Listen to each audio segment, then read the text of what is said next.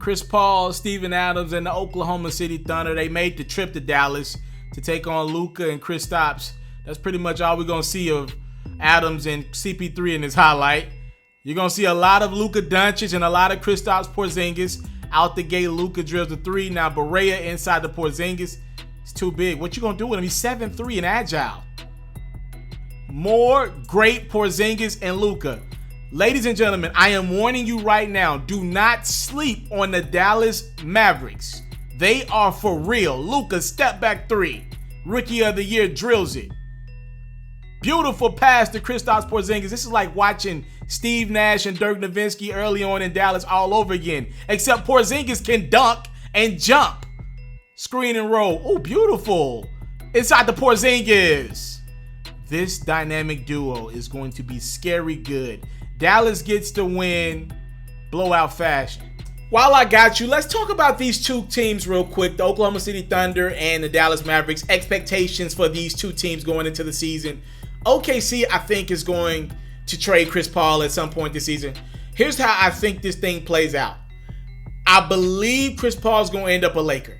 I believe what's going to happen, and by the way, the Lakers would be well over the salary cap if they do this, but they can bring on a contract of Chris Paul's magnitude. He's making $40-some million a year. You could bring that contract on via trade. You can't sign him outright, but they could technically, I think after December, really they could trade for Chris Paul at any point they want to.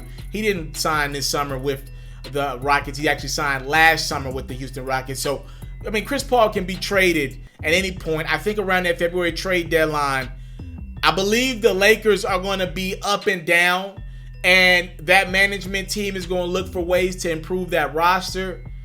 DeMarcus Cousins will probably come back in March or April, so they probably won't do any big-time upgrades at center.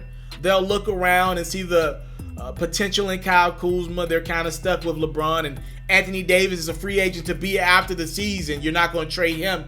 So what I believe is going to happen is I think the Lakers are going to have to make an upgrade at Rajon Rondo. I'm not sold on Rondo. Honest to God truth, I've looked at that rotation up and down. I'll do another video on this soon.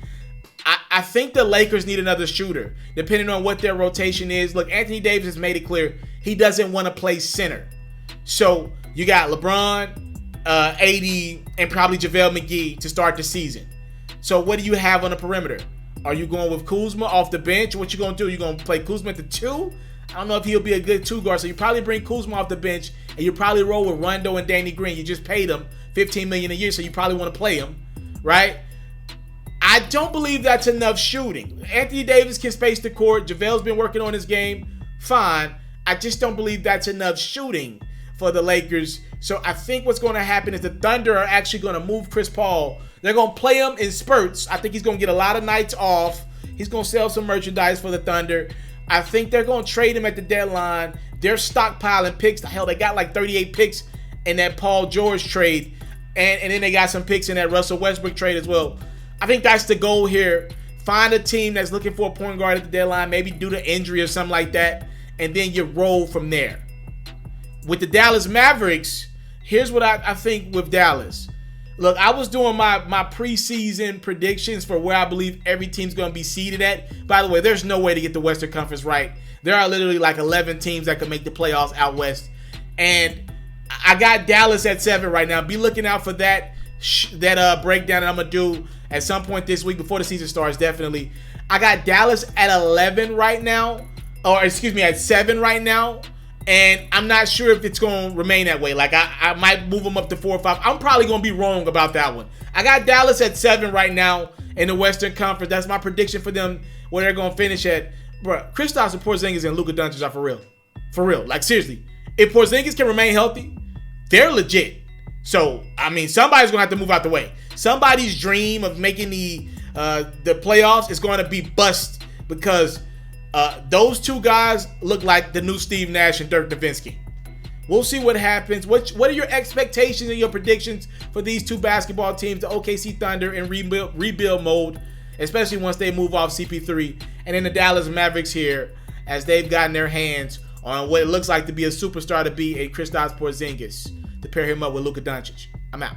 You into sports, we got you. NFL news, I got you. NBA news, NBA highlights, NBA full coverage, feature stories, all that great stuff, I got you. We even got a little bit of Madden and 2K mixed in. Subscribe to this platform, and I got you. More quality content on the way. Subscribe.